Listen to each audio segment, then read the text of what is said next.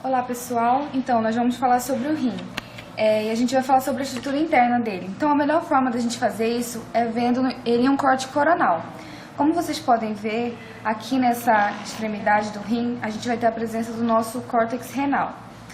A medula renal ela vai estar organizada em forma de pirâmide, como vocês podem ver, e essa vai ser a nossa pirâmide renal. Entre as pirâmides renais a gente vai ver essa área bem parecida com o córtex renal, e ela nada mais é do que uma projeção desse próprio córtex, e ela vai ser chamada de coluna renal, que vai ficar entre as nossas pirâmides. Pois bem, a pirâmide renal e o córtex que está associado a ela vai constituir o lobo renal. Toda a urina que vai ser produzida nos néfrons desse lobo renal vai desembocar aqui no ápice dessa pirâmide, que a gente vai chamar de papila renal, como vocês podem ver. Pois bem, essa urina vai desembocar numa pequena câmarazinha que a gente vai chamar de cálice menor. A junção dos cálices menores vai constituir aqui, como vocês podem ver, o cálice maior. E os cálices maiores vão se unir para formar essa estrutura aqui que a gente vai chamar de pelve renal. A pelve renal nada mais é do que a extremidade superior do ureter, que ela tem um formato um pouco diferente, que vai dar para a gente ver melhor na peça úmida, como eu vou mostrar para vocês. Pois bem, esse espaço onde vai ficar os cálices menores e cálices maiores, além dessas estruturas, ela vai ser preenchida por uma quantidade de gordura, e que a gente chama de gordura perirenal. Pois bem, vou mostrar essa estrutura para vocês agora aqui na peça úmida. Como vocês podem ver, olha, aqui a gente tem o nosso córtex, como eu falei. Aqui nós temos a nossa pirâmide renal. E na extremidade da pirâmide renal a gente vai ter aqui, olha, onde desemboca a urina, a papila renal, como vocês podem ver aqui também, ó. Aqui, olha, como eu falei, a pequena câmarazinha para vocês, olha. Aqui a gente tem o nosso cálice menor, aqui também o cálice menor. E a junção desses cálices menores, olha, vai constituir o cálice maior. Todos eles vão se juntar para formar a nossa pelve renal, como vocês podem ver. Como eu falei para vocês, olha, ela é a extremidade superior do ureter, só que ela é mais alargada, só que bem achatada, como vocês podem observar.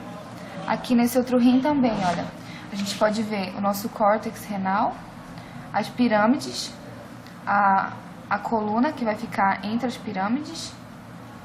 Aqui, olha, a presença da gordura que eu falei pra vocês, a gordura perirenal. Aqui não dá muito bem pra ver as papilas, a papila, mas aqui a gente tem, olha, o nosso cálice menor, bem na extremidade da pirâmide, cálice menor. E infelizmente aqui a gente não vai poder ver a pelve porque foi arrancada. Então, a irrigação do nosso rim vai ser proveniente da aorta, parte abdominal. Vai partir como a artéria renal direita e esquerda. A artéria renal ela vai chegar aqui no hilo renal e vai se dividir em artérias segmentares. Aqui nessa peça, infelizmente, a gente não pode ver todas elas, mas a gente tem 5. Uma posterior, uma superior, uma inferior, uma anterosuperior e uma anteroinferior. A artéria segmentar ela segue até chegar no lobo renal, e aí ela vai ser chamada de artéria interlobar.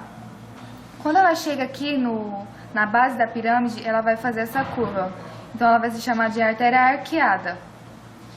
Das artérias arqueadas ainda vão sair pequenos ramos, as artérias interlobulares, que a gente pode ver aqui. É das artérias interlobulares que vão sair os pequenos raminhos que a gente chama de arteríolas aferentes. As arteríolas aferentes vão entrar no glomérulo renal. E esse sangue vai sair através das arteríolas eferentes. Das arteríolas eferentes, elas vão entrar numa rede de vênulas que vão desembocar nas veias que tem mais ou menos o mesmo nome das artérias. Vai entrar primeiro aqui na veia interlobular também. Das veias interlobulares, a gente não pode ver a veia, mas segue o mesmo caminho. Veias arqueadas. Das veias arqueadas vai seguir para as veias interlobares. Aí daqui é que a gente tem a diferença entre as veias e as artérias. As veias, a gente não vai ter veias segmentares, então das veias interlobares elas já vão se unir aqui para formar a veia renal, como vocês podem ver, que também vai sair pelo hilo renal.